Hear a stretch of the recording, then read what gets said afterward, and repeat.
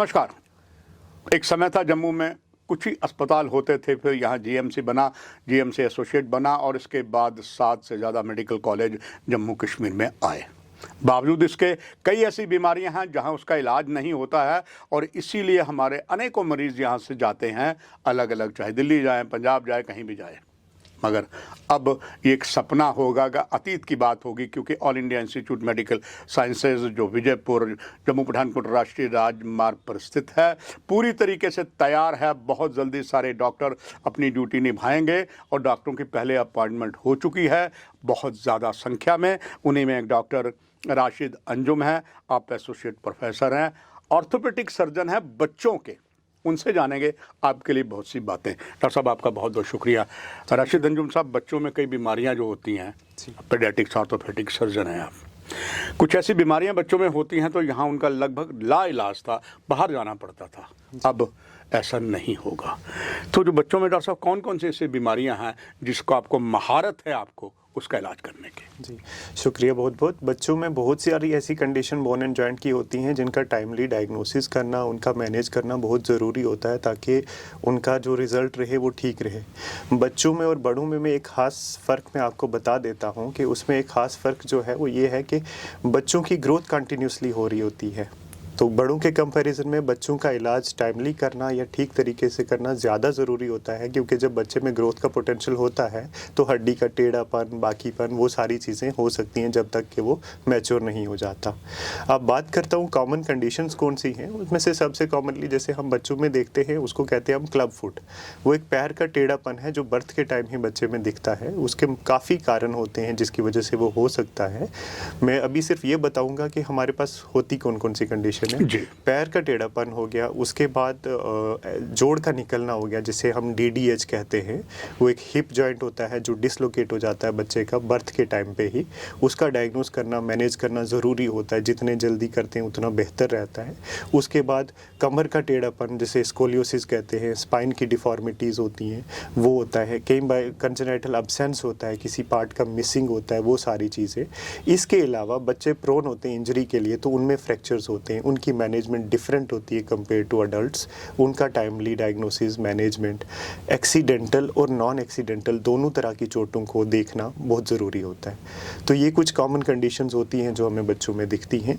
और इसके अलावा काफ़ी सारी जेनेटिक डिजीज़ होती हैं, वो भी होती हैं। और उसके बाद प्री मैच्योरिटी की वजह से भी बच्चों में सेरेब्रल पाल्सी जैसे हो जाता है, जिसमें डिलेड माइलस्टोन होते हैं, उनका चलना लेट होता है, बोलना लेट होता है, वो सारी चीज़ें लेट होती हैं। तो ये सारी चीज़ें होती हैं जो हमारे अंडर आती हैं जिनका हम इलाज करते हैं। डॉक्टर राशिद अंजुम, कई बार होता है माँ को फैमिली छोटी होती है, पहले होता था बड़ा परिवार होता था, दादी दादा नाना सब होते थे, तो वो कुछ ना कुछ बताते थे। अब परिवार छोटे हो गए, अब डिलीवरी हुई, बच्चा है, हाउसवाइफ भी हो सकती है, जॉब भी करती हो, और ऐसे में कभी कभी ऐसे बच्चे में लक्षण हो जाते हैं या जो बच्चा है वो मैड के पास छोड़ दिया जाता है।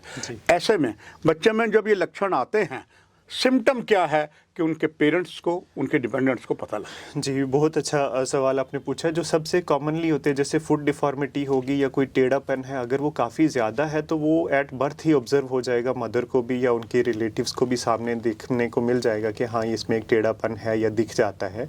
दूसरा, जैसे मैंने आपको कहा था, एक और कॉमन कंडीशन जैसे हिप जॉइंट का डिसलोकेशन है, तो वो शुरू में मदर अगर ऑब्जर्वेंट है या अगर मदर थोड़ा सा ध्यान रखे तो उसको डायपर पहनाने में भी दिक्कत होगी। स्किन के फोल्ड अगर आप देखेंगे तो दोनों टांगों में अलग तरीके से दिखेंगे। तो ये कुछ चीज़ें हैं जिनके बारे में हमें भी थोड़ी सी अवेयरनेस ज़्यादा करनी पड़ेगी अपने पीडियाट्रिशियन के थ्रू, या जहाँ पे इम्यूनाइजेशन होती है वहाँ पे भी हम सोचते हैं कि थोड़े से ट्रेंड बंदे हों जो बच्चे को स्क्रीन कर लें कि जो चीज़ें मदर्स को नहीं पता चलती वो हम देख लेते हैं। तो जो टेढ़ापन है वो तो मदर देख पाएगी, पैर का टेढ़ापन, टांग का, कमर का, वैसी चीज़ें। कई बार टांग छोटी होती है वो भी ऑब्जर्व हो जाता है, या डायपर पहनाने में दिक्कत हुई कुछ हो, कई बार कुछ बालों का गुच्छा कमर पे दिखेगा, तो वो सारी चीज़ें देखनी होती हैं मतलब एज मदर। बट हमारा एक रूटीन रहेगा कि जैसे भी बच्चा इम्यूनाइजेशन के लिए आता है तो उस वक्त हम उसका एक चेकअप कर लें। डॉक्टर राशिद अंजुम, कहा जाता है prevention is better than cure. अब कईयों को तो माँ को पता होता है, कईयों को पता नहीं होता है। ऐसे में एक आम बच्चे को उसकी माँ या उसके डिपेंडेंट जो हैं हॉस्पिटल में एक नॉर्मल चेकअप के लिए कब उसे लाना चाहिए? देखो, जैसे न्यूबॉर्न बच्चा है, एक तो हमारा जो अभी का प्रोटोकॉल है उसमें तो हम न्यूबॉर्न बच्चे को अगर उसमें कुछ रिस्क फैक्टर हैं या कुछ फैमिली हिस्ट्री है तो उसका एक मतलब ऑर्थोपेडिक चेकअप होना चाहिए, उसी वक्त होना चाहिए। उसके बाद जो मैंने आपको अभी बोला, क्योंकि अगर हम भी कोई भी ऐसी रूटीन रखते हैं वो पेरेंट्स को फॉलो करना मुश्किल हो जाती है, इसलिए हम इम्यूनाइजेशन का रखते हैं। क्योंकि इम्यूनाइजेशन के टाइम बच्चे को वो हॉस्पिटल लाते ही लाते हैं इंजेक्शन के लिए, उस वक्त एक ट्रेंड हेल्थ केयर उसको एग्जामिन कर सकता है और अगर ज़रूरत लगती है तो वो उसे एक स्पेशलिस्ट के पास रेफर कर सकते हैं।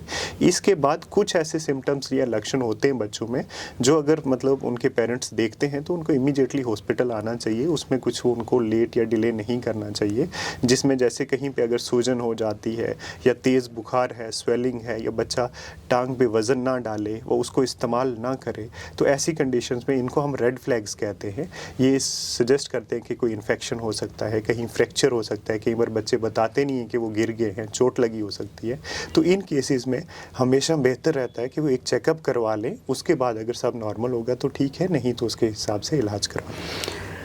डॉक्टर अंजुम राशिद, अब एम्स में जब स्टार्ट होगा, ऑपरेशन थिएटर में आपका वेल इक्विप्ड होगा, कौन कौन सी जो अत्याधुनिक सिस्टम है जो अभी तक जम्मू कश्मीर में नहीं था या और भी आसपास कहीं नहीं था, को जो वो लेटेस्ट टेक्नोलॉजी क्या है, ज़रूर दर्शक जानना चाहेंगे। जी, मैं इसमें बता दूं आपको कि एम्स जम्मू में डॉक्टर शक्ति गुप्ता सर की सपोर्ट से हमें एक चीज़ का बहुत फ़ायदा हुआ। पहले तो पीडियाट्रिक ऑर्थोपेडिक्स जे&के में ऐसा कोई भी डेडिकेटेड सेंटर नहीं है, बट हमें जैसे स्पाइन डिफॉर्मिटी करेक्शन हो गई, दूसरा या ये कंजेनाइटल डिफॉर्मिटी करेक्शन है, सारे इसके लिए हमें जितने भी इक्विपमेंट चाहिए उसके लिए हमारी फुल सपोर्ट है। अभी तो इवन हम ORM भी मंगा रहे हैं। वो आम जो है ये यूजली बड़े लिमिटेड सेंटर्स में है। ये स्पाइन की डिफॉर्मिटी करेक्शन के लिए बहुत अच्छा है। जो स्पाइन का टेढ़ापन होता है उसको ठीक करने में मतलब काफ़ी आधुनिक मशीन है, वो चलेगा। उसके बाद हम पीडियाट्रिक के खासकर प्री मैच्योर बच्चों के लिए हम एक गेट लैब बना रहे हैं। तो जो गेट लैब है वो हमें ये चेक करता है कि किस बच्चे को कितनी सर्जरी की ज़रूरत है, क्या चीज़ रिलीज़ करनी, क्या नहीं करना, वो चलता कैसे है, एक सेंसर्स लगा के उसको चेक करना होता है। अभी बड़ी लिमिटेड सेंटर्स में और बहुत रिसेंटली एम्स दिल्ली में शुरू हुआ है। तो हमारा शुरू से ये जन रहा है कि हमने एक गेट लैब बनानी है ताकि जो हमारे ये बच्चे हैं जिनको प्री मैच्योरिटी है या जहाँ चलने में उनको दिक्कत है, डिलेड माइलस्टोन है, उनको परफेक्ट ट्रीटमेंट दी जा सके। आप एक unique doctor Jammu Kashmir AIIMS में होंगे, आखिर में आपका एक संदेश सभी के लिए। जी, थैंक यू। मेरा एक ही संदेश है कि खासकर माँ बाप के लिए, बच्चों की हेल्थ के लिए वो ज़रूरी है कि जो पीडियाट्रिक कंडीशन है बच्चों की इफेक्ट ये डिफरेंट है कंपेयर टू अडल्ट्स। इनमें एक लॉन्गर फॉलोअप चाहिए होता है, कई बार एक से ज़्यादा सर्जरी चाहिए होती है क्योंकि बच्चा ग्रो कर रहा होता है। तो वो अपना उस पर पेशेंस रखें, अवेयर रहें। और बच्चों का सबसे बड़ा जो रिस्पॉन्सिबिलिटी पेरेंट्स पे है वो है कि डॉक्टर की एडवाइस को फॉलो करना, क्योंकि बच्चे नहीं समझते तो ये पेरेंट्स की सारी रिस्पॉन्सिबिलिटी आ जाती है कि वो कैसे उसके साथ कंप्लाई करवाएंगे बच्चों को। तो वो एक बहुत ज़रूरी है और मैं यही चाहता हूं कि एम्स जल्दी शुरू हो और फिर उसमें एक हम वर्ल्ड क्लास फैसिलिटी लोगों को दें। देखा दर्शकों, एम्स में अलग अलग योग्य डॉक्टर अलग अलग विभाग के हैं जो एक नई तारीख रखेंगे, एक नया साइंस देंगे और वो all India institute medical sciences में होगा।